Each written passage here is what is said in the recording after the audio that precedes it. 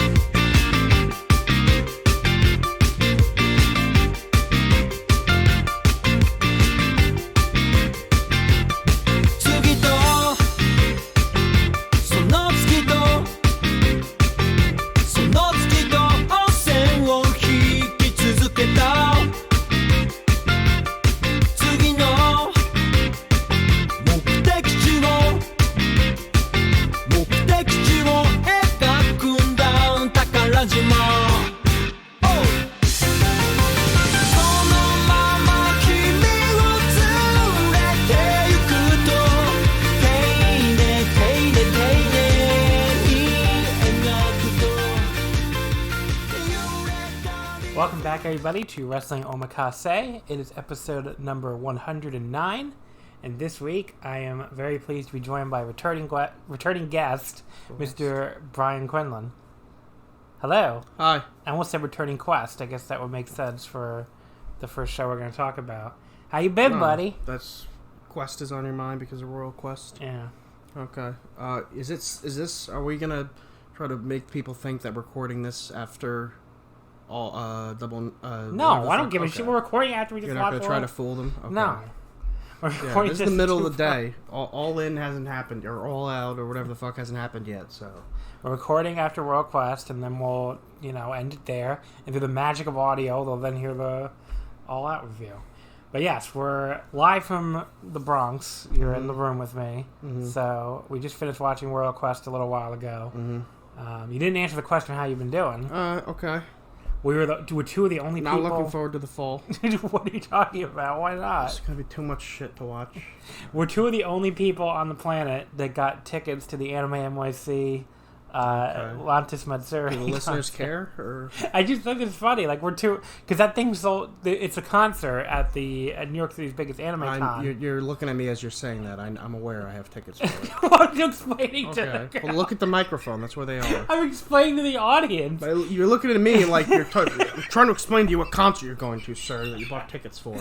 I'm aware. But yeah, It has, a bunch of weeaboo acts, basically. Jam Project and That's what Love I'm Live. going for. I mean, I'm going because I missed a performance by them once, because I already seen them once before.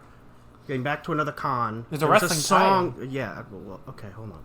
It was a song I really want. Well, one of them sings by herself, and I thought, well, she didn't sing it the first time. She probably won't sing it here. And I found out she did, and I was pissed off because I was too busy watching the Coyotes face the Boston Bruins and getting destroyed. And I was mad I missed it, so I'm not going to take that chance again. I'll go. She probably won't sing it, but hey, I don't want to see it. But yeah, they put tickets on sale for this. It was like 4 acts. And apparently people are mad. Including Love Live, which is obviously the big thing. I remember I'm not a Love Live fan. When I told some other people in our group explaining what happened, they found it very funny when I told them that they're promising to do like an investigation. Yeah, they were like shocked. They were like, "We are floored by the demand." I'm like, "This is the first time Love Live has ever come to the East Coast. I don't even watch the fucking show, and I still knew that was going to be and they're like, ridiculous. We will do a full investigation on to make sure scalpers. How the fuck are you going to tell that? It was 4 minutes. It sold out. The tickets sold out, and so. There you go. So we're two of the only people that got tickets to that concert. That's one good thing that happened. I kind of feel bad. I took a ticket because I don't care about Love Live, but I feel bad I took a ticket from someone. I'm going to see True. Okay. She sang the ending to That Time I Was Reincarnated as a Slime. So I'm very excited. Anyway, other than that, I guess we haven't been up to much, but here to talk about 2 wrestling shows today. New Japan Royal Quest, and also AEW All Out. You pulled behind the curtain before for some reason and revealed that we haven't actually watched All Out yet. But obviously that means we're going to talk about Royal Quest first. A weird show to talk about for a number of reasons. Many reasons. First of all, the stream the stream, absolutely. So I mean, I got there a little late, but you said you couldn't really watch the show anyway because it kept going in and out. The first 4 matches. I mean, look, I'd never watched anything on Fight TV before. I'll just say that right out of the gate. Like, I didn't bother with the Australian shows, and I still haven't seen the Australian shows, honestly. And I don't really watch anything else that I guess only airs on Fight. I'm not a big Mania weekend viewer, I guess, other than when I went to the shows this year. So, this is my first time using Fight, and it immediately started buffering, like, over and over again. So it was basically, there's a lot of issues. First of all, the English commentary didn't work. Nope. Neither did the Japanese, apparently. Oh, great. So you couldn't hear them say anything. The audio mixing all night long, they never fixed this, was atrocious. Mm-hmm. Like, Nicole came in the room at one point and she's like, "Is there something wrong with the TV?" Mm-hmm. And I was like, no, that's just the announcers sound really bad. So the audio mixing all night long was atrocious. Yep. Early on, it had basically 2 different issues with the video feed. It would buffer constantly. Like, that little blue circle would come up and it would stop and reset and stop and reset. And they would occasionally lose their feed completely. So we got to know very intimately the logo Fight TV of that man boxing. The man, like, boxing the air. It was like, what did it say? Like, waiting for video feed or something? Wait for video to load. It's like we got to see that man a lot. box. He kept doing run-ins all night. For the first 4 matches, really. It really, I don't think it happened after the first 4 matches. I think it was only in the first 4 matches. We got the circle sometimes, but not the man. Yeah. So the blue circle eventually ended after the 4 matches. And then it came back like in the middle of the fucking main event, which pissed me off. But then after that, it went away. Yeah. So basically, the first half of the show bordered on unwatchable. A lot of people stopped trying.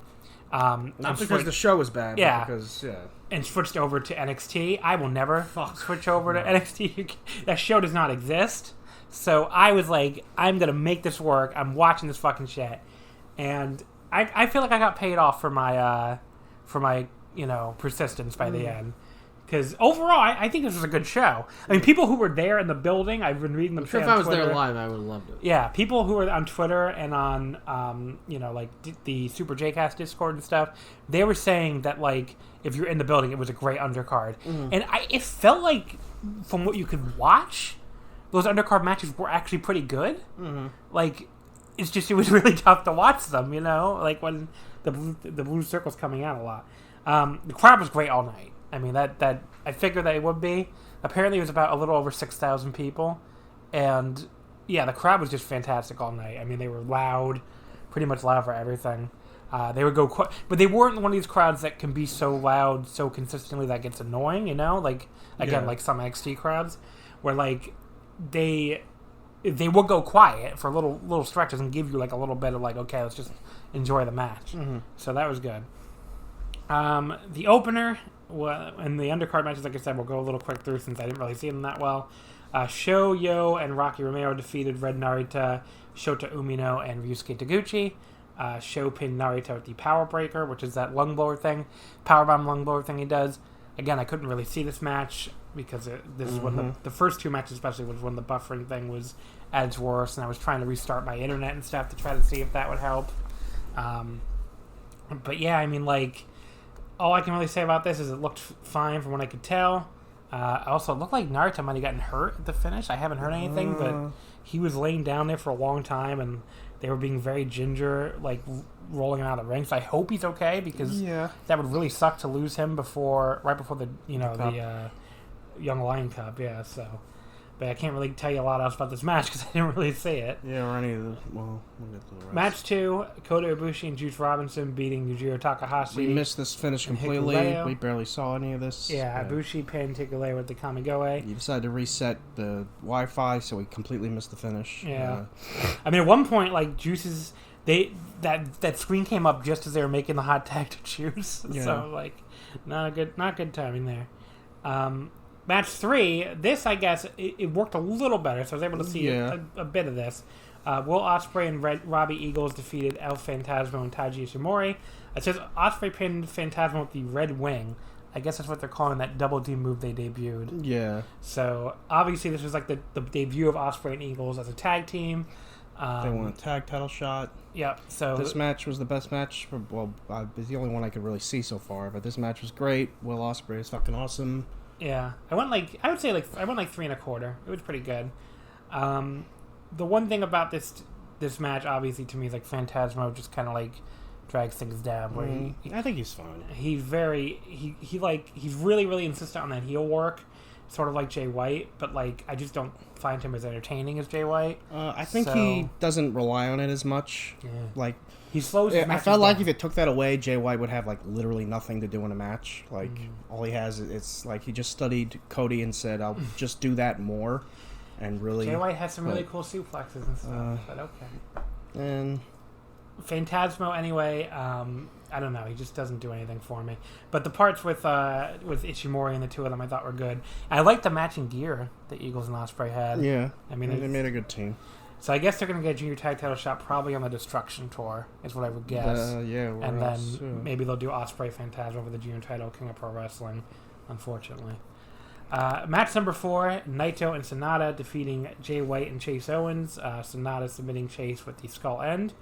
Naito was like super fucking over. Yep. I mean, I guess that's not breaking news to anyone with a brain, but the people it's almost like he, should be pushed more. I don't know. The people that think Naito isn't over anymore are I dunk on them every week because they're very they don't have ears. Yeah.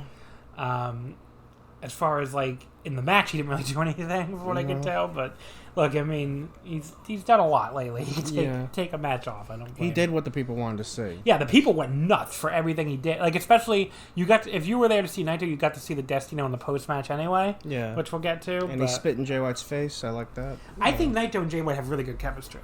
Okay. I think they're both like.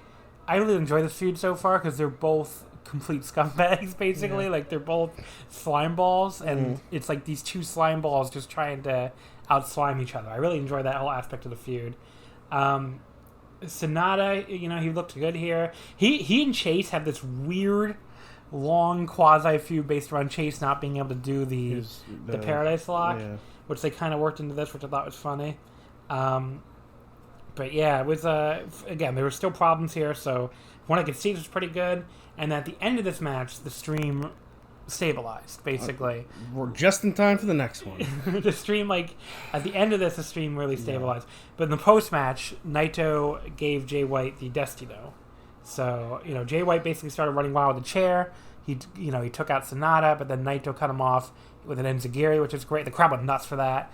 And then hit the Destino, so people who came to see Naito got to see him hit that move, which is cool. To see him hit the Destiny. And then he counted his own pin, and then the crowd did, yeah. And then he rolled White out of the ring, and he was going to throw the chair at him, and instead just sat in the chair, and the crowd popped.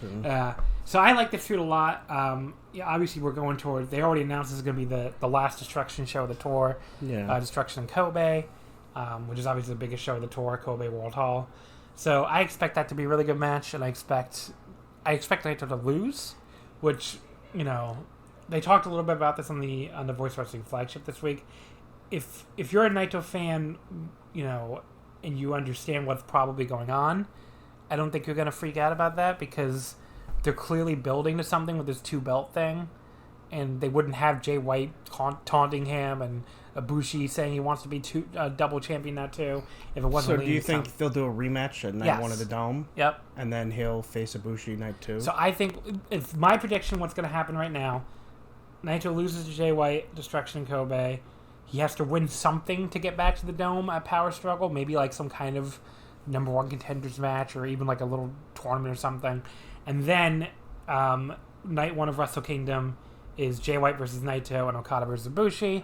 Naito beats Jay White and gets the IC back, and then he wins on night 2 and wins the heavyweight, whether it's Okada or Ibushi. So, I mean, maybe I'm working myself into a shoot here at Naito again, but at least at the very least, you probably are. But. Look, at the very least, if you're a Naito fan, I would not freak out if he loses to White. I think it's step 1 of a longer thing here, and I will definitely fucking take this over that goddamn dead end Jericho feud last year, where he's feuding with Chris Jericho over Skype. That sucked. At least here, Naito is, in the mix for Wrestle Kingdom. Well, you don't agree? Okay. Well, whatever. We'll see what happens. Him and Jericho would have a better match. They had a really good match, but like Naito didn't get to do anything that entire fall. I mean, you knew he wasn't going to be champion or anything, and this, at least, the double champion thing is interesting.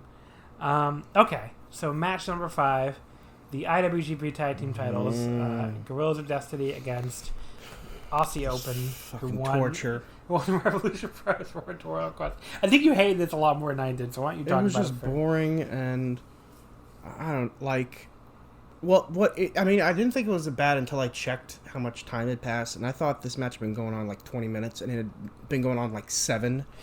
It went on like, it felt like forever, and it's not even these teams' fault, because I just don't give a shit about those belts, and I can't imagine anyone does. Like, those tag belts have been like, who gives a shit for years now? I mean, it felt like it was always the same 3 teams fighting over them, and I mean, JOD have been around for 3 years, and they've held the belts like 9 times. They've already like almost they're broke one the record. defense away from the record. Yeah, and they haven't been around that long. Like, how long ago did his brother come in? Like, it was like it's 2016. Yeah, the end of 2015 or early 2016. He's been around for like 3 years, and they're breaking the record. Like, I saw their first tag title one, I think. Yeah, at Invasion Tag 2016. It's like they're just there. Every once in a while, they'll drop it to someone for like a second, and then this team will win it back, and it will just continue to the end of time. Yeah. I mean, if Homa hadn't gotten injured, him and Makabe would probably also be continuously feuding with them over it. It's like, they need to, like, it takes 2 guys that aren't doing anything and make them a team. Here's what I will say. No booker is perfect. And what is the weakness of this booking regime? I mean, above all else, it's the fucking tag divisions. Yep. Both tag divisions, pretty much, you're lucky if one tag division is good. Usually they're both bad, and right now they are both bad. So, I don't know. I'm really sick of complaining about it. Like, who fucking cares? Like, I wrote for the fucking prediction. I was just like, who cares? Like, who really cares? Who wins this? As far as the match itself, the Aussie Open, I've only seen a couple times. We saw them during Mania weekend. They were at the WXW show. Some people really loved that tag title match. I thought it was fine. But, like, I know, like, no memory of some people thought it was, like, really, really good. And then I think they were also on the WrestleCon Years vs. the World show in, like, a 6-man tag or something. And that was pretty good. But this, I mean, all I can really say is this match really alternated between being very boring, like, extremely boring, and then, like, Aussie Open would get their offense, and it would... Some of their moves would actually look really cool, some of their double team moves, and some of them would look like, I don't even know what you're doing. Like, they would look really sloppy. Yeah. Like, they were trying to be cool and just completely failing. There was, like, a flipping... I don't know, like, the big dude. I don't even know which was which, honestly. I think the big one is Mark Davis, and the small one is Kyle Fletcher. I could be wrong. Someone can correct me if I'm wrong. I'm not... God knows I'm never going to claim to be a fucking Brit Rez expert, so... But I think the big one, Mark Davis, like, he did, like... some kind of flipping, like, into the corner, right? He did, like, a backflip into, like, a neck breaker, and it was supposed to look cool, but it did not look cool at all. Like, it looked like he just threw his body at the other guy, and the other guy both fell down, basically. So, I don't know. I assume, Mark Davis is the big one. I'm happy with myself for knowing that. But, yeah, it was, I went 2.5 on it, which... maybe even been a little generous. It was just, to me, it was like just a match, you know. The next one, which is going to be an interesting one to talk about, the Never Openweight Championship, Kenta defeating Tomohiro Ishii. It's the Ishii loses. He's like the fucking 4th straight champion to lose on his first defense with his belt. Yeah. Kenta becomes the 27th champion. So here's the thing about this match. It was going really well for a while. It was going to be the best match on the show. It was a little boring early on. To that point. It was a little boring early on. Then it became, like, really fucking good. Like, really good. Like, trending above 4 stars good. And then it looked like suddenly they just looked like they, like, completely miscommunicated on spot. And, like, they just, couldn't figure out what was going on. They dropped each other. It turns out, if you go back, on the German suplex exchange... where, Kenta Germans Ishii, and then Ishii comes back, no sells it, and Germans Kenta. You can see Kenta lands really badly. Like, he lands, like, right on his head and his neck. And I think he was concussed right there. So, Kenta really just like at that point was, he looked like he had the glassy eyes. You couldn't tell what was going on. He botched a couple. He forgot to kick out at one point. He forgot to kick out of a move, and the referee had to like stop counting. Now, at this point, you knew he must be winning the title, or else they'd just take it home. Right, probably. that was my point. At this point, it's like the ref would just like ended the match because obviously Kenta couldn't go anymore. The problem is they needed an interference spot they had planned because that's how Kenta was going to win. So God runs in, which by the way was kind of stupid because it was very obviously should have been DQ. Like they pull the ref out and then they just I really wish New Japan would like. Buddy, you get mad at JR for saying this shit, so don't no. You start. Tag matches is fine. This shit, it's like they need to be consistent. One way or the other about whether pulling the ref out is a DQ. Hey, the ref's supposed to let the match go on, I thought, buddy. Never insult New Japan's refs. Okay. JR's an asshole. JR does it in the middle of tag matches just because he's not doing a 5 count. I'm talking about whether or not pulling a ref out is a DQ. Anyway, Kenta beats Ishii with the go to sleep. I don't know.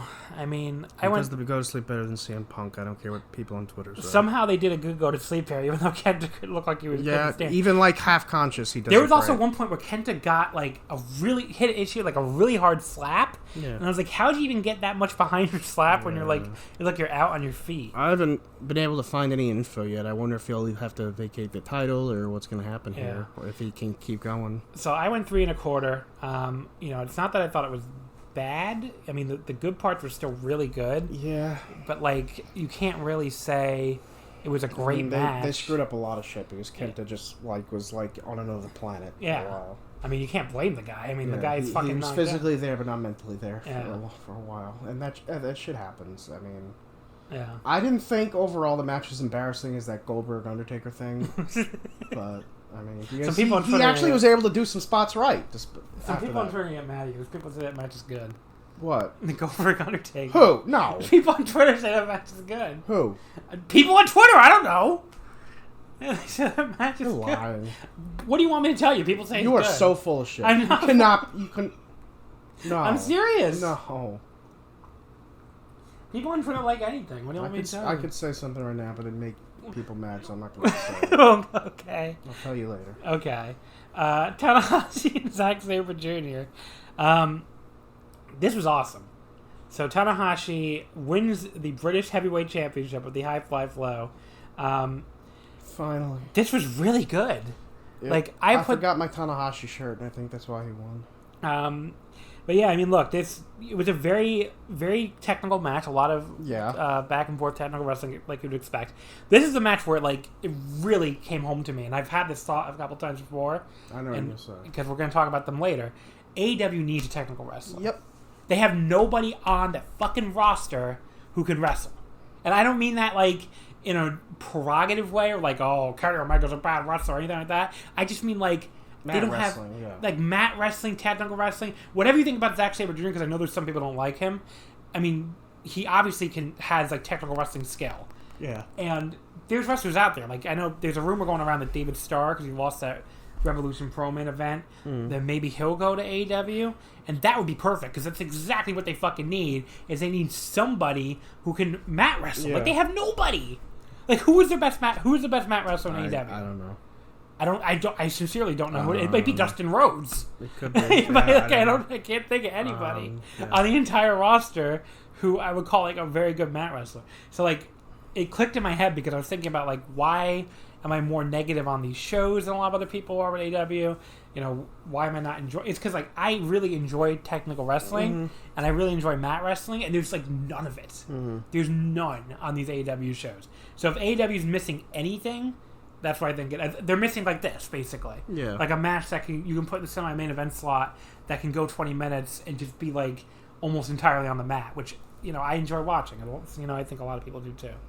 As far as obviously, I'm not saying that's going to be a make or break for success on TNT or anything, but it's just a personal preference kind of thing. As far as this match itself, I thought it was awesome.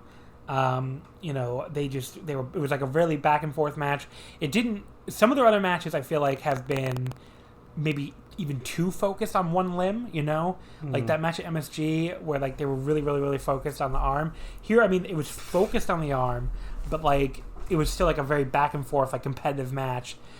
similar to the one they had at Cork in the G1, which I also really liked. And so I put this one above the MSG match.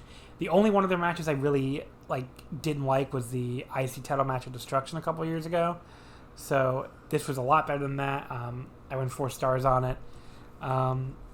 There was a spot at one point where Zack dodged he dodged a basement dropkick just by moving his leg out of the way at the last second, and then all in one motion got Tanahashi's neck and did a neck crank. That was so fucking cool. Yeah. That might have been the coolest spot he's ever done. I like when the fans started chanting for Red Shoes and Zack Sabre gave him the dirtiest look. And Zack was in a move. Doing the move, and he just took a break for a second just to give him the fuck you look, and Red Shoes bowed and said, "I'm sorry. Yeah. I don't know why they're chanting for me." And then when he was trying to reverse, out of the movie, he would just point, "I'm gonna fucking get you, motherfucker," and then go back to Tanahashi. Yeah.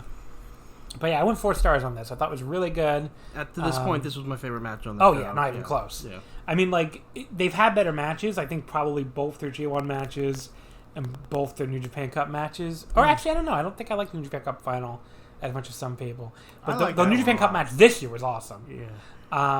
But yeah, this was still really good, and I'm glad. I don't want to say it saved the show because the show wasn't brutally bad or anything, but it definitely brought the show to a better level. Mm-hmm. And then the main event, which even did that even more, I guess. Yeah, this main event was awesome. Minoru Suzuki and Kazuchika Okada. This is a match where going in, I wasn't super hyped, it wasn't that I wasn't looking forward to it, but it's okay, we've seen this match. There's going to be a match, well, I wonder who's going to win. Yeah. You're not going to get me invested, but then Suzuki's just awesome. And so is Okada. And if you notice going in, they got pretty much an equal pop. Suzuki got a huge pop, and Okada got a huge pop when they came out, but towards the end of this match, they were booing Okada. And people are going to be oh, I don't think they meant to do that. I disagree. No. Suzuki worked this match like a fucking babyface. Yeah. Because he's very popular in the UK. So I don't think that they... people are going to think, oh, they didn't get the response they wanted. I think they clearly were going for that. I think Okada, even though he's also a babyface, he has that, ace quality. People... Tanahashi used to have this too, where the people would root for get behind the challengers. The underdog. Yeah, they want to cheer for the underdog. Suzuki was definitely the underdog going into this match. It's not some rejection of the champion. No, they're thinking of that. They cheered him in the match, and I said they're booing him now, but when he wins, they're going to cheer him when he does his promo. They're not going to boo and flock to the exits Backlash or a WWE show when. They're going to be okay, now that you won, we'll cheer you. Well, that's what I'm saying. You're thinking a Western wrestling mindset if you think that the crowd rejected Okada. Anyway. But they do that kind of in America, too. Well, not as much. Yeah. But yeah, so this match was awesome. I mean, again, very, very back and forth. It went 30 minutes. Yeah. And did not, when you told me... It was almost 30 minutes. I couldn't believe it either. It felt I thought maybe almost 20. I would have guessed 15. Yeah. I mean, it felt like nothing. So it's basically, they do these forearms, and Okada hits some really weak forearms, which he does sometimes. And Suzuki straight up laughs in his fucking face, which was the coolest fucking spot, and the crowd goes nuts for that. And then Suzuki commits a murder, basically, with these forearms, where he throws a bunch really, really hard right in the face, and Okada ends up in a seated position, and Suzuki tells the crowd to shut up, and then hits him one right in the back of the head. Yeah. And it was oh my god. That drop kick he did out of nowhere was also awesome. Yeah, the guy was running toward, and he just said, and hit the ropes, and he just hit that fucking drop kick. He killed him. He killed him. Yeah. And then the crowd really got on Okada when he started doing the sleeper. Yeah. It's oh, that's Suzuki sleeper, motherfucker. Yeah, what are you doing? They started booing him really bad. And then towards the end of it, there was a great, some of these Rainmaker counters, I always say this, some of them are hit really well, some of them don't. Suzuki, he always did that spot where he has you in the sleeper and then basically spins you around into the pile driver position. Okada in mid spin hits the fucking clothesline. Yeah, that was awesome. That was awesome. And it's just such a cool spot. And again, it's amazing they came up with a new spot when this is their 8th singles match together. Yeah, I mean the fact that they actually were able to come up with this spot I'd never seen them do before was pretty cool. But yeah, so this was really good.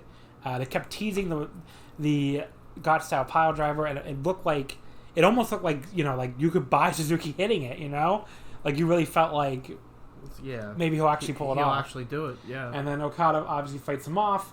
He hits the spinning tombstone and hits the Rainmaker and gets the pin. I went 4.5 stars. I thought this was fucking awesome. At least their best match since the 2017 G1. Remember that one, the 30-minute draw? Yeah. I think that one I might have liked a little better, but it's very close. So this was really good. A lot better than I was expecting going in. Like, if you had told me to guess what this match rating would have been beforehand, I would have guessed like 4 flat, maybe. Like, really good, but not like, at that amazing level. But this was like really, really good. This is awesome. And, so really put like a very strong capper on the show. But then there was one more thing. Oh yeah, Sonata came out afterwards to chat. So apparently Okada called him out when he spoke Japanese. Well, yeah, he said like there's someone else that deserves a title shot or something. And so Sonata came out and basically stared down with him. I assume that's for King of Pro Wrestling. Because I don't know why you'd use that for Destruction when you already have... I mean, you have Naito White for Destruction in Kobe, and neither of the other 2 Destruction shows are really that big. I mean, it's Kagoshima and I don't even know where the I think it's the Junior Tag or... What the fuck's the other Destruction show? Oh, Beppu. Yeah, it's not really a... I should be like Joe Land and say Bipu. It makes me laugh every time. Bipu? No, it's Beppu. But yes, it's that's a... I don't really see Beppu or Kagoshima. Apologies to the great people of both cities, but I'd assume it's King of Pro Wrestling for that. I mean, you could do a never title match there. You could like, they may have had the junior tag earlier this year. I guess you could try that if you're feeling really adventurous. I mean, they could do a briefcase defense too, like Ibushi Evil. Yeah, or Ibushi. Ibushi Kenta. I think that's King of Pro Wrestling. I think, but if Kenta can, Kenta can make it there, yeah, that's true. But yeah, I hope he can. I hope Kenta's okay. By the way, I do. I think he's. I mean, hopefully it was like one of those. I'm afraid he's going to start getting that. I'm sure he already has that rep. That rep that he just gets concussions a lot. But is that something that can happen to someone, or it's just you're unlucky? I think right? No, I think. Can you be prone to concussions more likely than someone else? I think they're more likely to be repeat. Oh, if you get one, you're more likely to get more. Yeah, okay. I think so. Yeah. But yeah, so overall show, like I said, they had a lot of weird technical issues early on. I think the undercard probably would have been a lot more fun if we could have watched it correct without buffering every 2 seconds. And that never title match could have been awesome. But then it was awesome and then fell apart. Awesome and then it got bad. Yeah. But still, the last 2 matches. I mean, anytime you have a 4-star match and a 4.5-star match, I mean, main event was one of the best title defenses of the title matches this year. Yeah. Any promotion. I think it was really good. I mean, like, I'm trying to think of the better title matches in New Japan this year. Yeah, I mean, because some of Okada's title matches have been pretty disappointing. Who was he defended against after the Jay White when he won one match? He won. I didn't. Some people love that match. I didn't like that one. Oh, yeah, rematch with Jay White. No. I'm saying he won the title from Jay White. They never had a rematch. No, the Sonata title defense. Was their weakest one of the 3 Sonata matches by a mile. Yeah. I mean, the other 2 matches were so much better. Yeah. I mean, I only went like 3 1/4, 3 1/2, and the other 2 matches were awesome. So I went 4 3/4 on both of them. I'm trying to think what else. Who else did Okada? No, I think that this is his 3rd defense. Yeah. So wait, so he must have one other one. Oh, Dominion against Jericho, which fucking sucked. Yeah. We forgot about that. We were there. We forgot. Well, it was following Naito and Ibushi, which is better, and the main event. I just can't believe we forgot about the one we were there for. And the main event finish was kind of like. Yeah. Like what? It wasn't good. I mean, look, it was. I thought the match was good, and then I didn't think it was. I didn't think. If you're gonna. I thought it was better than Jericho and Omega. They could have a fucking rematch. I don't know with that finish. But whatever. I think they wanted to keep him strong because I guess he's waiting for, or he didn't want to lose just with the Rainmaker because he's facing Kenny like a week later, wasn't he? Yeah. Or he just beaten Kenny. I don't know. Which, I think he'd just beaten Kenny. Yeah. I think he had beaten Kenny like a week before. But yeah, I don't know. The whole thing here is, they have him a ton of great. I mean, Tanahashi White had like a 4 flat. Tanahashi Omega I have 4 1/4, but obviously a lot of people have that like a 5 stars. Mm-hmm. Tanahashi, which one? Oh, Tanahashi Omega. Oh, yeah. I went 4 1/4. I thought it was really good, but I didn't think it was like 5 stars. Yeah, I'm around that area. I thought it was a little bit better, maybe 4.5. But I when people kept saying 5 stars, I wouldn't go with that. So this could be the best heavyweight title match of the year. Yeah, actually, you know what? 4 1/4 for that one, yeah, because this one is my favorite. This year, so this is probably the best IWGP heavyweight title match because most of my other high-end New Japan matches are either Intercontinental. Mm-hmm. Or their G1 or New Japan Cup. Yeah, pretty much. So, so there you go. All right. What's coming up for New Japan? We got the Road to Destruction. It kicks off this week. Cork and Hall. So, I mean, look, they're gonna have a few days off here after London, but not that many, because then they're flying back. Tuesday. So Road to Destruction's Wednesday, buddy. Wednesday. Are you sure? Yeah, I'm looking right at the. Oh, I'm getting confused because Monday is Labor Day, so it's yes, yeah. Road to Destruction is going to be 3 straight nights at Korakuen Hall, Wednesday, Thursday, Friday, and then Sunday in Chiba. The Nagata show is also airing.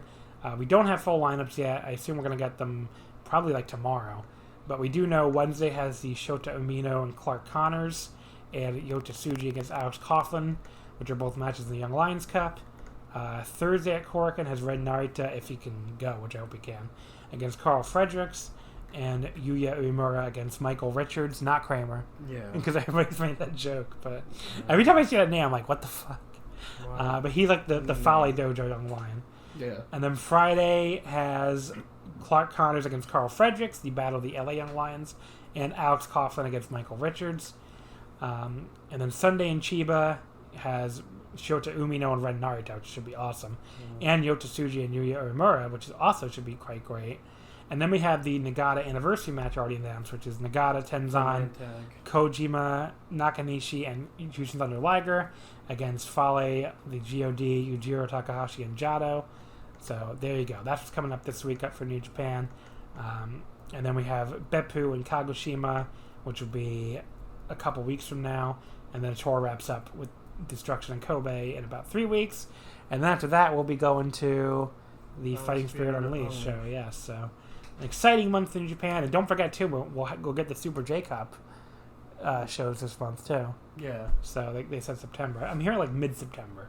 So hopefully that'll come like right in the period where, like between those shows that air this week and the Beppu and Kagoshima shows. So hopefully it comes during that week.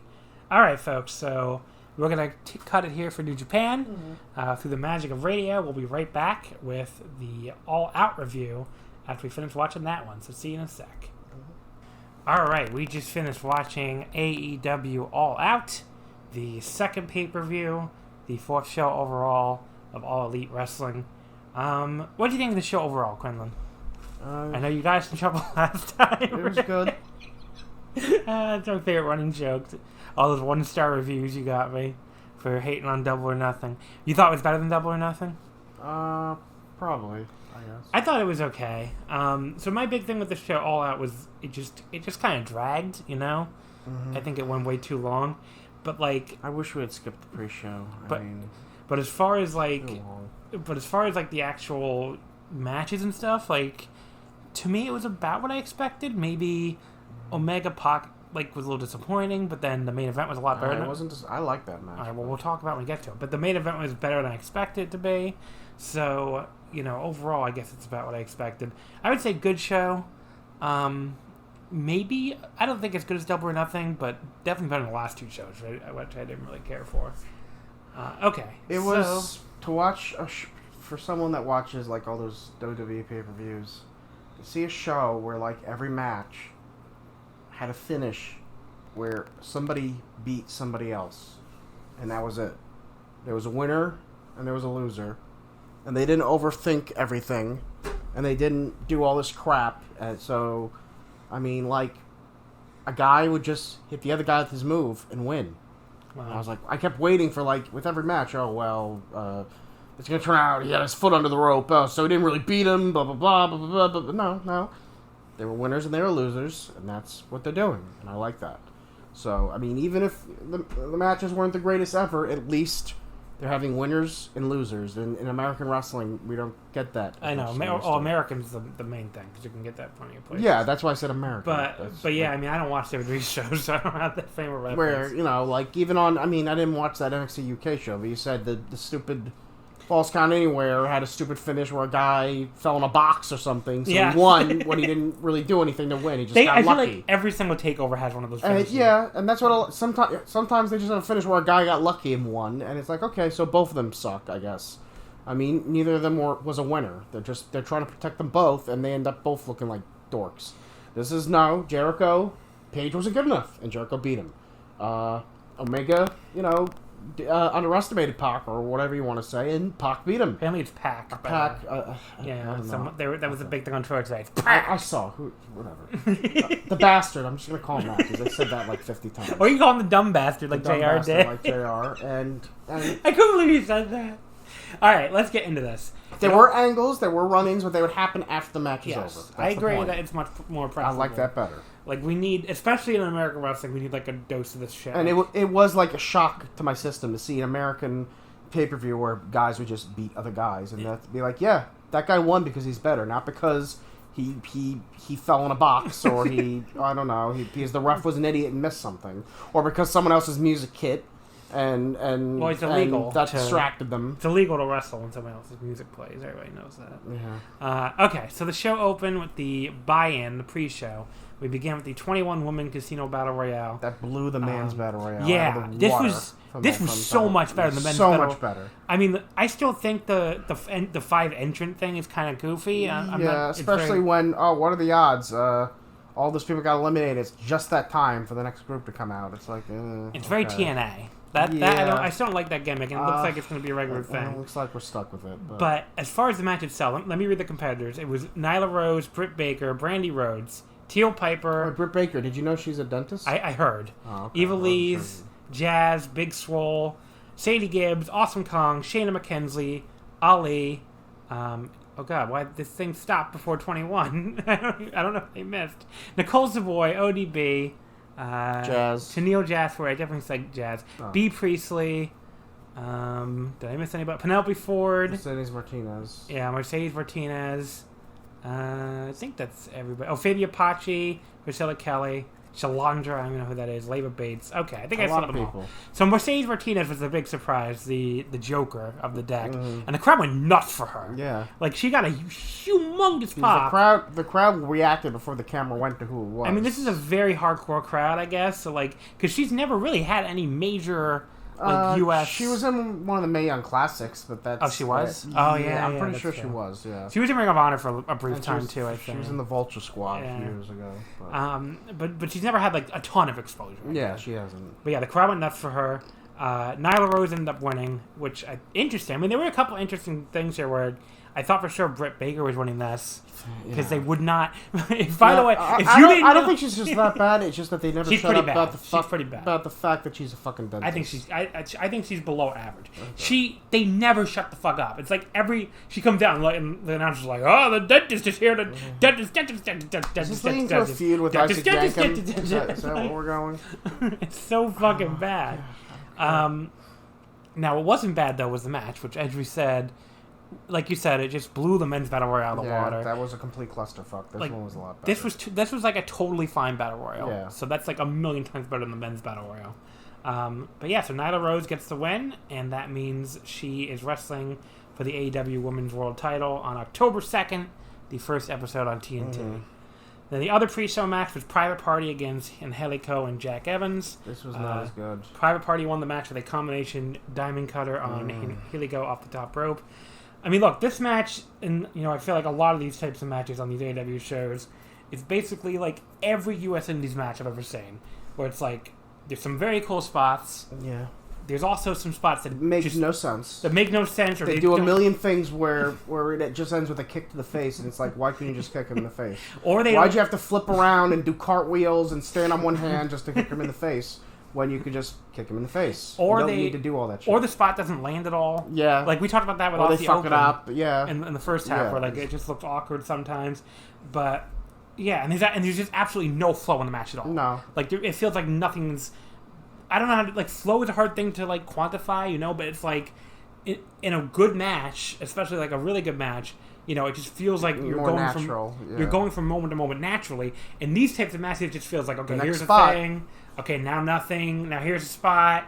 Now nothing. Now here's a spot. Yeah. And they would like tag constantly. That happened too in the Best Friends match, which I don't know. It just didn't work for me. I went 2 stars on it. I know some people love this, but I think Angelico is like really bad. But yeah, so Angelico and Jack Evans attacked them afterwards. So I guess this finish I didn't like because Private Party won, but then Angelico and Jack Evans laid them out, so it's like no one really got over. Yeah, that's WWE. And that's a WWE finish, and I was like, don't do that, guys. Come on. The main card opened up with Jurassic Express, Luchasaurus, Jungle Boy, and Marco Stunt. That their entrance Against SoCal Uncensored, Christopher Daniels, Frankie Kazarian, Scorpio Sky. So SCU won with Daniels saying the best moonsault ever, while Kazarian held Stunt and Jungle Boy in the Pile Driver position at the same time. And they all shook hands after the match. This is perfectly fine. Oh, I forgot, by the way, before I meant to mention this in that last match. The Jack Evans, during that Jack Evans and Haley Go against Private Party match, he ended up on the top rope, and I think they mistimed it, and he ended up standing on the top rope, gyrating. Yeah. He just stood there and wiggled his hips, and it felt like that was the modern version of the 2002 Rico yelling for Jeff. Come on, Jeff! Goddammit! Come on, Jeff! Goddammit! Yeah. Remember that? Yes, I remember that. Because we were there, so I know. You were there. I wasn't there. Oh, I was there. You weren't there. You were there with your brother. Yeah, and and that's I'll never forget that spot, because when you watch it back on TV, you can see him just yell, "Come on, Jeff! Goddammit!" Come on, Jeff! Goddammit! Instead of yelling, "Come on," whichever member of Private Party, goddammit, he just kind of wiggled his hips. Let's go. Da-da-da-da. And I was because the guy, he just stand there gyrating. It looked really weird and really funny. But yeah, so back to the main card opener. This was a totally solid, fun opener. Look, SCU is one of those things where, I'm never going to get it when it comes to the gimmick. Mm-hmm. It's really just a, it has go-away heat with me. It's just basically a bunch of catchphrases. So I'm not really a big fan of the gimmick, but as far as in the ring, they're still fine. Yeah. And they worked a fun little match here. So 3 1/4, it was good. Definitely a It's good going to be opener. sad when the dinosaur turns on his young boys one day, which I'm sure he will. But that intro was great with the Jurassic Park, with the screen shaking, and the SCU looking around what's that? As the screen shook and you hear I thought that was cool. That was very creative. So Pac and Kenny Omega. My best match on the show, I thought. Okay. Pac shockingly. I know you can't. If this was Naito and insert name here, you would have been given it 10 stars. But lots of people didn't think this was that good. All right. Okay. Because you know why? Because Naito and insert name here probably would actually be really good, and this wasn't. Look, this was the match I was most excited for on the show. Yeah. When Rio and I thought it was right. It had a different type of finish. Where this was something I know New Japan has done this lately, where a guy is literally unconscious. He's gone, and the ref doesn't ring the bell. The ref just stands there well, let's keep going. And I'm why is this match still going? The guy is dead. He's not. His arm fell 3 times. He's not responding, and the ref just sits there. It's well, let's wait till he wakes up, I guess. And I'm why aren't we ending the match? And Dean Ambrose, John Moxley even said, I don't know how I lost a match when the guy was unconscious. And this one, they're okay, he's unconscious. The match is over. I'm glad you liked it. Okay. I didn't hate it. I didn't really, really hate it or anything. But first of all, the first thing I want to mention is they mentioned New Japan, I think, by name for the first time ever. Because I think they always avoid it on the past 3 shows. I could be wrong. They did? When did they say it? Because they said it early. Don't you remember early at the show where they were talking about both of their, when they're both coming out? Oh, former world champions or whatever. Yeah, they were Kenny Omega's a former champion, New Japan, and Pac is a former champion. Did they actually say New Japan? They actually said New Japan. That's what I'm saying. This was different than last time. And then JR said, quote, Kenny Omega was the biggest star New Japan had. I'm making a jerk-off motion because in America, if you add in America, that's fine. He clearly was a humongous star, and he clearly made a difference in American attendance. In Japan, he was not the biggest star they had. No, if he was, the crowd. But don't pretend like he wasn't a big. He was a really big star, but he wasn't the biggest in Japan. If he was the biggest star, would crowds not be down this year? I know. They'd be down. But he was a big star. You're acting like this is a crime against humanity. No. Okay. But he's clearly below Tanahashi, Okada, Naito. I guess that's probably it, but at least 3 people. But it'd be stupid if JR is trying to promote his product and said, well, this guy was the 7th biggest star in that other promotion in Japan. So cheer for him. And it's that sounds stupid. I'm correcting the record. I know. But as far as... And then he called back a dumb fast... Oh, the crowd chant 205. I know. That's what I thought it was. 205. That was funny. But yes. Then at one point... So they obviously Pac is the bastard, right? Yeah. So Golden Boy said the bastard Pac, and then JR gets really mad about covers. Everybody gets really mad. And refs that don't count. And Pac at one point didn't do a good cover, and JR was like, well, he's a dumb bastard because he didn't go for a cover. And I just fucking, like, cracked up laughing. That was funny. He just called him a dumb bastard. That was one of 2 great lines JR had. Well, he's a dumb bastard. We'll get to the other one later, but he had 2 great lines. He's a dumb bastard. Yeah, Pac is a dumb bastard. Oh, he's a dumb bastard not going on that cover, I'll tell you that. He had one other great line, we'll get to that. But yeah, so here's my issues with the match. It was weird this match was so early in the card. Yeah. But so my issues with the match. Kenny Omega's in it, he's too popular, I know. But, sorry. The first 10 minutes, I felt like all he did was jump around. Mm-hmm. That's all the first 10 minutes was the 2 of them attempting dives and doing dives and hitting drop kicks off the top rope. It was so fucking boring. By the end of the 10 minutes, I was just like, can you do something other than a fucking dive? After that, it did get really good, like, for a little while. But when the match only goes about 20 minutes, I think halfway, like, half of the match, you know, if half the match is that bad, which I thought the first half of the match was, like, actively bad, I can't see going that high in the match. And I didn't really like the finish, because it did feel really out of nowhere and not in a good way. So, I felt like a wet fart. I mean, the crowd acted like they just heard a wet fart. I wouldn't mind if promotions start doing that, and New Japan has, I think, done that before. Have a finish where a guy wins with a move other than his finisher, or else you train your fans to think, well, they don't even know Pac's finisher. I know, but it's not a good example. Anyway, 3.5 stars what I gave it. Was good, you know, but just the first half of the match was not very good. So I can't see going higher than that. After that, I'm sorry, sir. Do you have anything else to say? No, that's it. Let's move on. The Cracker Barrel Clash. Yes. Darby Allin, Joey Janela, and Jimmy Havoc. First of all, who the fuck in Cracker Barrel Marketing HQ was like, we need to sponsor a match on this AEW show. How about we pick the match with 3 absolutely insane motherfuckers who are going to pour thumbtacks down each other's throats and hit each other that's not what happened. With a skateboard with thumbtacks on the bottom. Like, is Cracker Barrel insane? He didn't swallow the thumbtacks. Okay, I know he didn't spit them out later. But look, isn't Cracker Barrel kind of weird for like? That was a weird match to sponsor. Yes, that was my point. You could probably do worse damage to your body by eating there. But no, I don't know. Maybe their food. I haven't eaten there since I was a kid. I shouldn't say that. I don't know what their food's like. I haven't eaten there many years. Their food might be perfectly great. I also have to say, obviously, there was a million bumps in this match that looked like someone was going to die. I mean, there was that Darby Allin, like, fucking, I don't even know what it was, like a... There's one where he just fell on the floor. There's like a pile driver on the apron, but it was like a springboard into a flip pile driver.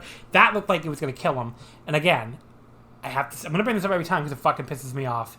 Where are the fucking people falling on their fucking fainting couches for every goddamn Naito Ibushi match? I know. I was thinking that during this match. Like they're fucking diving off the fucking top rope. And I was thinking about that during the ladder match later. I'm like, where are all the drama queens who saw friggin', Naito Ibushi and then saw this bullshit where they're falling on the edge of the ladder and shit like that? Yeah, like, they're never around for the white people. They're not, I mean, let's be real. Those they're guys never are not around for the white people. Be able to walk past 40. We're only here to yell at the Japanese people for falling on their necks. But when these people fucking when Darby Allin takes a neck bump on the apron, or when another guy fucking jumps off the top rope into a barrel on a fucking pair of steps. The worst I thought this match was, which one was it? He fell, and he just landed on metal, and there was nobody there. Where was that? Did he forget to catch him? The camera shot was really bad. Okay, so he was there, and he moved out of the way. Yeah, okay. But the way the camera shot looked, you see it looked like he just fell and decided to just fall into nothing. You see him go to jump. Like he was targeting an invisible man. And then it cuts to the floor, and there's nobody, and you can clearly see no one's there. And it looked like they hadn't been there a while. Yeah, so it looked really bad. Okay, that's what it was. But it was still fucking stupid. And his leg crashed into the steel. And you heard not a crack, but you heard a really loud and it's like, did he just break his leg? And his eyes looked like glazed over as he was laying there. But again, Naito and Ibushi, the only people that do dangerous things. JR had his other great line with the skateboard part, and he said, well, I thought about taking that up as a hobby in my younger days. Oh, yeah, did not go through with it. But that skateboard with attacks is also pretty creative. I mean, I didn't think this was as bad as death matches. There was no glass, shit like that. The glass is the only difference. The glass they use syringes, they use cinder blocks, they use all this weed whackers. They didn't thumbtacks in this match. Okay, John, to eat something you have to swallow it. Okay. They spit it out. Jimmy Havoc won this match, which was the funniest result. So that was funny. I don't know how to rate this. I saw people give them like 5 stars. I'll rate it fun. It was fun. Yeah, it was fun to enjoy. It did not bore me. It never bored me. It's not to me. It's not even a match. Yeah. It was just a punch. It was a spectacle. Yeah, like even Japanese death matches generally have more of a match-like structure. Yeah, like a one-on-one guy. This is like 3 people just doing crazy shit, just doing a bunch of shit. So it was entertaining. It was entertaining, but it was... after that, they made possibly the weirdest choice. Now, the one thing I will say about this match is it killed the fucking crowd for the next 2 matches. Because how can you go from that to the fucking Dark Order? Yeah. So we had the one thing that everyone agrees is not over with AEW. So the best friends in the Dark Order, the Dark Order got the pin. So... they hit the Fatality and Beretta and beat him. This is the only match that had cheating. The what's it called, guys? Oh yeah. Or I guess Cody another one, but this is what it played in the finish. But this played in the finish. That's the difference. The creepers. I didn't hate this match as much as you, but I didn't hate it. It went a little too long. It just wasn't good. 2 3/4. That doesn't mean I hate it. Everyone, you're not the only one. You said this during the match, and people on Twitter were saying it. If 2 guys are wrestling for a bye in the first round, isn't that basically the first round? I mean, I guess maybe the best friends will still be in the tournament, and that's the point. Yeah. And they'll have to wrestle an extra match. But I mean, I don't know. That's just so all that's happening is they didn't gain anything. It's just that the best friends wrestle an extra match. I mean, but I don't know. Whatever. Like, I think that's still really weird that this whole thing has been for a bye in one. And the best friends if the best friends had won this, they would have won 2 matches to get into a bye because they had to beat Evans and Heligo, I think, to get this match. Yeah. So it's very strange. As far as the match itself, I thought it was, like I said, I thought it was fine. I went 2 3/4. I mean, the Dark Order's still not working, and they're trying, but the gimmick is not. I mean, they're the one gimmick in this entire company. It's just that the crowd never cares. The crowd never gives a shit. So. After that, we had Riho and Hikaru Shida, and again... The crowd was still kind of like... yeah. I mean, they picked at the end of the last match, and they picked up for a moment here, but... This was, I thought this was really good. It was pretty good. Hikaru Shida, played big bully heel really well, because she's, she's 5'4", but, Riho is 5 foot and, 90 pounds. So Shida just, basically bullied her around and, threw her around and was kicking her and stuff. This match was not for the women's title, despite what the announcers told her. Oh, yeah, JR said one of these 2 women will be women's champions. No, the winner will face Nyla Rose for the women's title. Yeah. But, yeah, this was... I enjoyed this. There was at one point, JR got so angry when I guess Hikaru Shida had Riho in some submission. I think I got a stretch muffler or something, and Riho climbed on the rope, and then Shida pulled her off, and JR was like, "Oh, I told him about the separation. Has to be separation." He was screaming. I'm like, "Can you calm down, buddy? It's not that big a deal." But yeah, I mean, I thought this was good. I love the flash pin finish. We need more flash pins in American wrestling. She just spun her around and pinned her. It was great. I like the finish too. Yeah. I went 3 3/4. Yeah, it was a very good match, just below 4. I think it would have been better if they had more time. I think it only went about 13 minutes. Yeah, it was pretty short. And definitely would have been better. It went the same time as the previous match, but this felt a lot shorter. Yeah, I mean they needed time. Time is relative. So, and then we had Cody and Sean Spears. I kind of liked this. I thought this was entertaining. I did not. Some things made no sense. Isn't MGF is a heel, right? Yeah, but he's buddies with Cody. But Cody's obviously a face most of the time. So I thought for sure MGF was turning on him in this match. Well, they're going to wait longer for it, I guess. He never did, I guess. I think the perfect opportunity was here.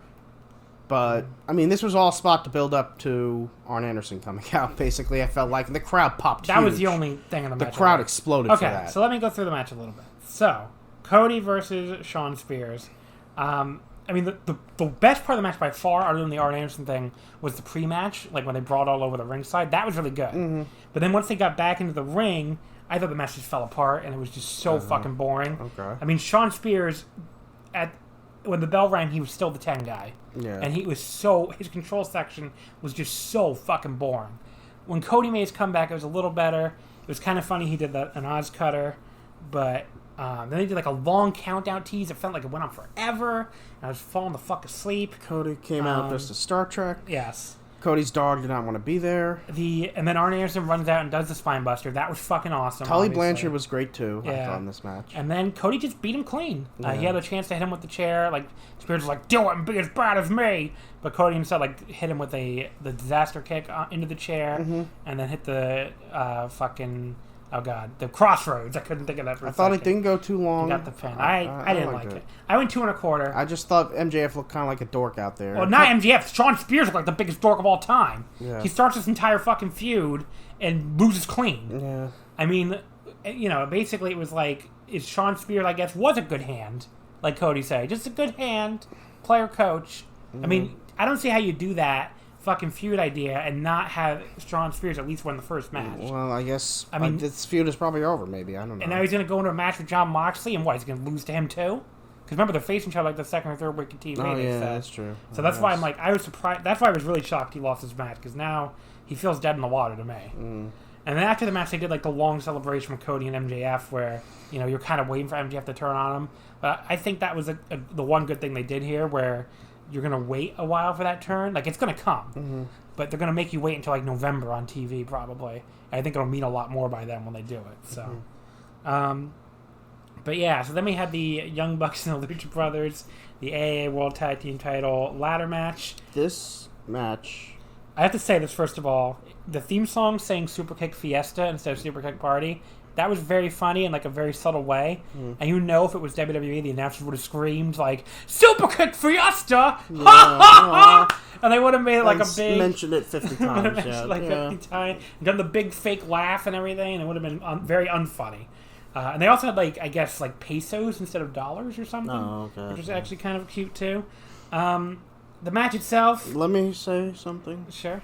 This match reminded me when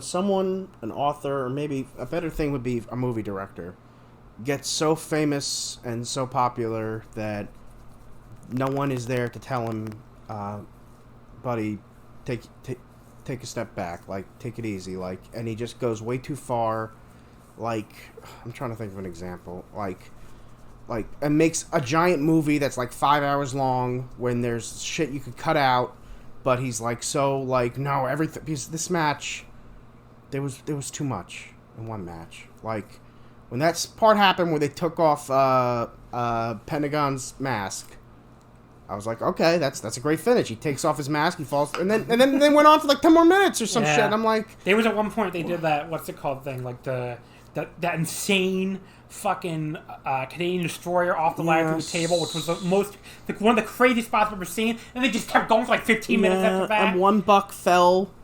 But no, before that, they both did those 2 splashes on the floor. And apparently each one didn't give a shit about his partner. They're like, you're going to kill my brother? Great! Yeah. Okay, good. I'm going to kill yours. Cool. Let's go. That was really stupid. And the announcers are screaming, that's their brothers! And I'm like, yeah, so I guess they don't give a fuck? Like, why are you screaming that? Because they're seeing their brother's about to die, and they're just like, oh well, you should have done better. Anyway. And the crowd went nuts for that spot. They went nuts, but I thought it was stupid. After that, the crowd was dead. Like, the crowd was dead for a little while, and it's like, well, you went too far. You did what you guys do in every single Young Bucks match like this, where you just keep going and going and going, and you lose the crowd. I just don't know how people even, like, rate these, like, separately. Like, how do you come up with, like, the definitive Young Bucks ladder match? They're all the same fucking thing. That spot where he fell in between the ladder, where Phoenix knocked... it was right after the mask spot. And he fell, like, on the edge of it. He fell off the ladder, and, like, it didn't... And, like, looked like the bump looked terrific. Like, scared the fuck fuck his neck out or of something. And I better see people on Twitter saying, I can't write this match. It's too dangerous. I refuse to. No, they all gave it 5 stars. Okay. A bunch of people gave it 5 stars. So it's okay for that, but... Slack, yeah. No, it's okay. He may never fuck... It's okay to risk your life if you're white. That's what it comes down to. Don't be Japanese and do it, but if you're white, it's fine. You could be paralyzed from, like, the waist down doing that shit. Like, I know. And they took a fucking power driver on the ladder right after. I know, that's fucking destroying your back, buddy. I mean, I don't give a fuck. Whatever people want to do. And for someone who has a big experience with back pain, like, don't do that to whatever yourself. people want to do, I don't give a fuck either way, but I'm consistent.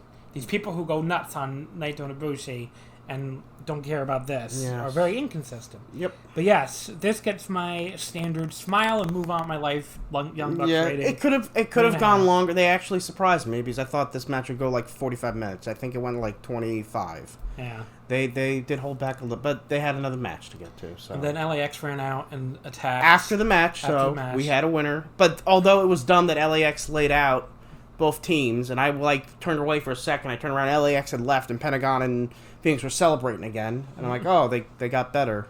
Okay. That was a little weird, I know. They were acting like they weren't hurt at all. And I was like, okay, well, if I was LAX, I'd be pissed off. But also, one thing, why should we care as AEW fans about the AAA tag titles? Yeah, I don't know. That's always been my question. Why would is this going to stay? Are the AAA tag titles going to stay here? Because they laid out and attacked initially the AAA tag team champions, LAX. I don't think they're going to. I think then why did they attack the AAA? I don't know. Just to show they were here. Okay. Sure. Also, their name, I think, on how the week was, they said, or something. Oh, okay. But yeah, so they also announced around here the next pay-per-view is going to be called Full Gear. It's on November 9th, and it's going to be in Baltimore. So, first of all, the same place Ring of Honor is having Final Battle, and the same place that Ring of Honor is in there. Ring of Honor's, what's it called? The same place as Ring of Honor's HQ. Well, if AEW can get more than 12 people, then I'll draw our way. And it's the same day as New Japan Showdown in San Jose, which is interesting. No, I didn't the second time in a row they're running the same Which day. one is Dave going to go to? But yeah, so I guess they couldn't get an MSG. Because that was the big rumor. Or maybe they're waiting. I don't know. Because apparently WWE is trying to keep them out, is the word. So maybe they couldn't get in yet. Why? I don't know. Okay. Well. Hold on. Yeah. Let's take a break. Why did you make that sound? Because I have a big question about what you just said. Yeah. That's what I heard. It's a rumor. Why would MSG listen to the people that can't even sell out their building? That's the rumor. Why would they say, yes, sir, Vince? How many people you draw? Like 200. Okay. What would they do? They probably sell you out in 10 seconds. I don't want them. Yeah, I know. You might make money. I don't want fucking money. Supposedly, that makes no sense to me. Supposedly, if WWE doesn't do better on these Raw and SmackDowns, maybe they can get in then. They fucking better. Because right now, Raw is not even sold out yet. And everyone thought for sure that would happen. Half sold. Yeah. Yeah, so I don't know. Why the fuck would they listen to him? I have no idea. He can't even fill up their building. I don't know. What do you want me to tell you? And MSG shouldn't be... That's what Meltzer said, okay? And I heard that from someone else, too. That would be so goddamn fucking stupid. The reason why is because everyone's trying to block them. Why do they give a fuck? Then tell them to go away. I don't know. So the main event, Chris Jericho and Hangman Page to become the first ever AEW World Champion. This was a lot better than I was expecting. This was pretty good. Especially after the last two Jericho matches, which I didn't care for at all. The Omega and Okada matches. The show just... I don't know if this was the right main event for a show that's like 5 hours long, though. Yeah. I mean, the show is too long. I mean, these pay-per-views are too long. They have that WWE problem. No, you don't have to be like WWE. You have an hour pre-show and then a 4-hour main show. It's just 5 hours is too long. The only people that can pull off these 5 to 7 hour shows is DDT.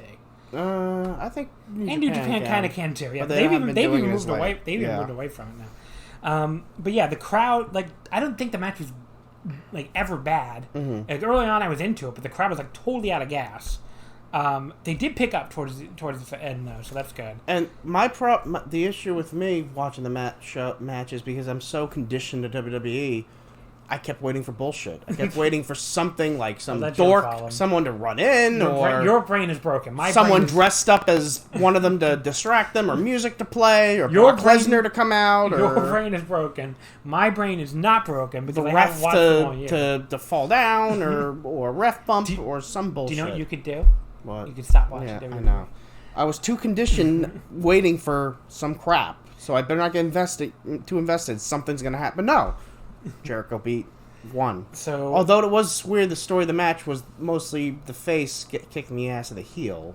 I thought Jericho was bleeding. By the end, that was fine because the heel was going to win. At least it looked like at least the heel won, but that's just still strange. So there was a really cool spot. It was different, and that's not always bad though. There was a cool spot where Jericho countered the shooting star to the floor that Page always does with the double knees, which that was they had a really tight timing window to pull that off, and they pulled it off pretty much perfectly.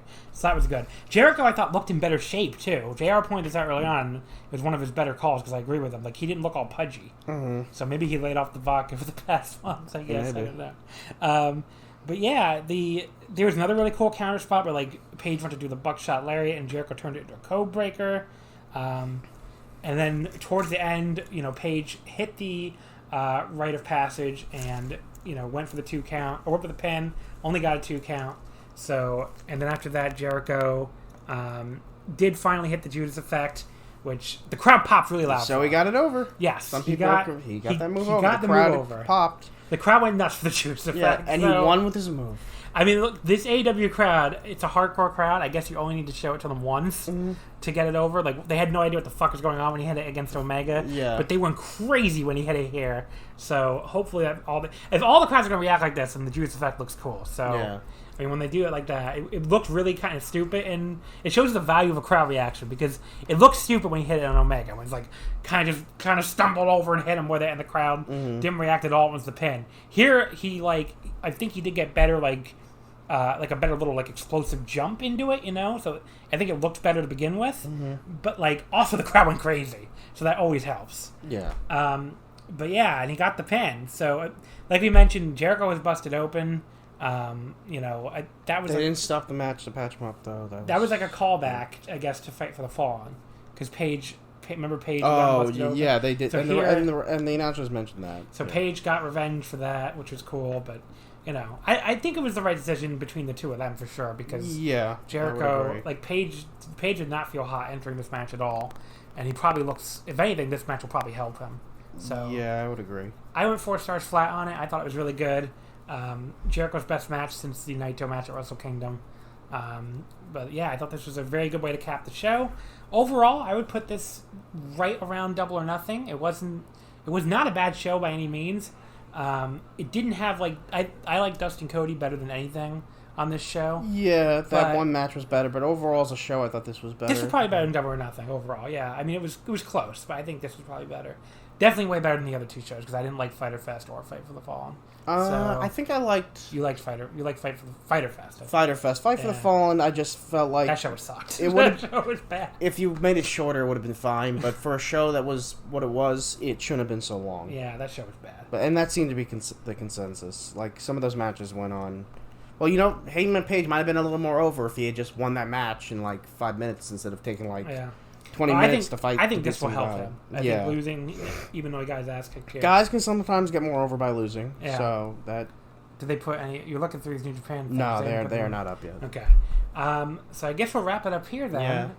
The only last thing we were going to talk about was I was hoping maybe New Japan would be up by now, but the matches aren't up yet. So what's coming up for AEW is October 2nd, their first weekly TV against NXT. Nyla Rose versus Riho for the first women's champion, and we'll see how that goes. Quinlan, why don't you plug your Twitter? What is it again? @ I'm_not_Quinlan. Thank you. Okay. Folks, you can follow us on Twitter. It's at Wrestle Omakase. Wrestling would not fit. And we will be back next week. I don't know what we're doing next week or who's going to be on yet. You could. We still got a couple of weeks for whatever the next thing is. Clash of the Titles or whatever. I haven't had. I haven't talked. Champions. I haven't talked about WWE on the show since WrestleMania, and I feel. You didn't even review SummerSlam. I feel fucking liberated. You'll have to do Survivor Series. I haven't really watched it. I haven't talked about it. It's been so great. Why don't you do the premiere of NXT when Enzo and Cass return? I'm good. Next week we'll probably talk DET and Tokyo Joshi, because they both have a show. I think Tokyo Joshi's going on right now, and DET is also going on tomorrow. They have Osaka Octopus. Well, I'll probably be back on the show after the New Japan shows we go to. Yeah, if we can find time. I don't know. But okay. All right, folks. Like I said, follow us on Twitter. Give us positive iTunes reviews to make up for the last time Quinlan was on. And we will see you next time. Thank you as always for listening.